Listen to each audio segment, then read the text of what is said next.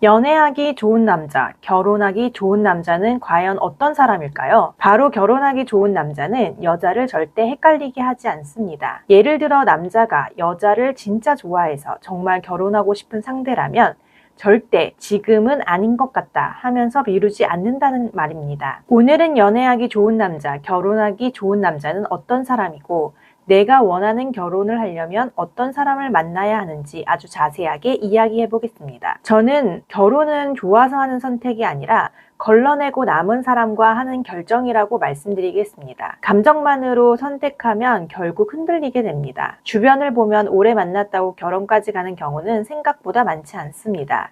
오히려 짧게 만나도 결혼까지 자연스럽게 이어지는 경우를 자주 보게 됩니다.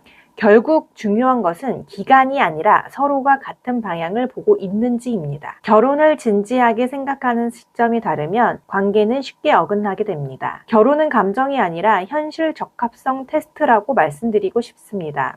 이 사람과 함께하는 삶이 안정적인지, 반복되는 일상 속에서도 내가 무너지지 않는지를 보는 과정입니다. 특히 단점은 시간이 지날수록 더 크게 드러납니다. 사람은 바뀌기보다 익숙해지기 때문입니다. 예를 들어 설명해 보겠습니다. 술을 자주 마시는 사람은 연애 초반에는 크게 문제로 느껴지지 않을 수 있습니다. 하지만 결혼 이후에는 그것이 생활 패턴이 됩니다. 또한 가족과의 경계가 불분명한 경우 연애 때는 잘 보이지 않지만 결혼 후에는 직접적인 영향을 주게 됩니다. 이런 부분은 시간이 지나며 더 크게 체감됩니다.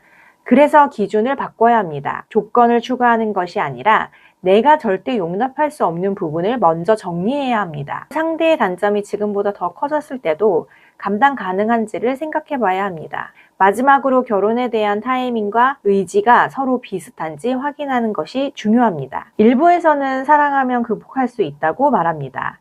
그러나 저는 그렇게 보지 않습니다.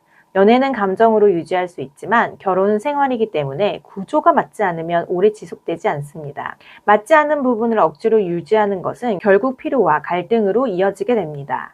따라서 결론은 명확합니다. 첫째, 내가 싫어하는 기준을 분명히 해야 합니다. 둘째, 상대의 단점이 커졌을 때도 괜찮은지 판단해야 합니다. 셋째, 결혼에 대한 의지와 타이밍이 같은 사람인지 확인해야 합니다. 이 세 가지가 맞으면 관계는 자연스럽게 흘러가게 됩니다. 그리고 마지막으로 중요한 기준이 있습니다. 이 사람이 맞는지 고민된다는 감정이 반복된다면 그 관계는 다시 생각해 볼 필요가 있습니다. 맞는 사람은 고민이 아니라 확신으로 다가옵니다. 나는 어떤 기준에서 절대 타협하지 않는지, 나는 어떤 관계에서 가장 안정감을 느끼는지 노트에 직접 한번 적어보세요. 본인의 취향을 알아야 남자를 만날 때 이 사람이 연애의 상대인지 결혼의 상대인지 바로 파악할 수 있습니다.